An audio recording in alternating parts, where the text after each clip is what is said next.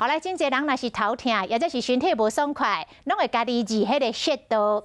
最近网络顶有一块影片，讲逐工来治特定的穴道，保证袂中风。敢有影咧？咱的记者专家去请教着中医师，医师讲甘遐好用咧，敢若靠治穴道是无法度治疗任何的病症的。而且嘛有真侪人认为讲，这个抓领导爱抓愈痛，对身体就愈好。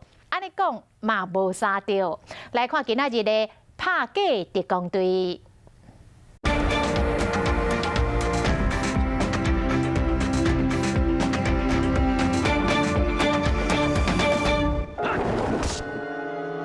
小龙女一个被点断水倒伫涂骹，伫现实的生活中，袂少人爱去抓穴道，验过若治了事故爱细致。电影内面这款经络塌掉的剧情，有可能会发生。最近网络顶面有这个影片，56万人厝的人看过，讲若乖乖抓穴道，免惊会中风。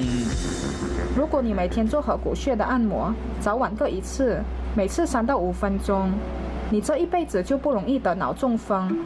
抓穴道敢真正才有效？实际来查证，中医师提醒大家，伫厝家己抓穴道爱细致。很难用一个简单的方式就完全的预防一个疾病，尤其是我们中医是很讲究，是要根据不同的人、不同的体质，就用不同的方式。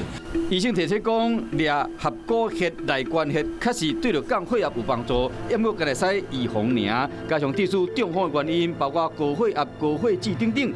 若是患者干那抓穴道无接受治疗，恐惊会愈来愈严重。很多人常觉得按摩越痛才越有效，但要小心，以上这些部位都只能轻按，像是颈部如果用力过猛，可能会动脉破裂；脊椎或是后背下方则可能会骨头裂伤，甚至伤肾。一按就没有感觉，其实那就是因为那个地方。它的组织、肌肉组织有可能会产生纤维化，或者是按摩太大力导致发炎，就更痛。抓穴道是保健，也不过若敢若听信网络影片，那呢，你的身躯可能面临高风险，离保健养生会愈来愈远。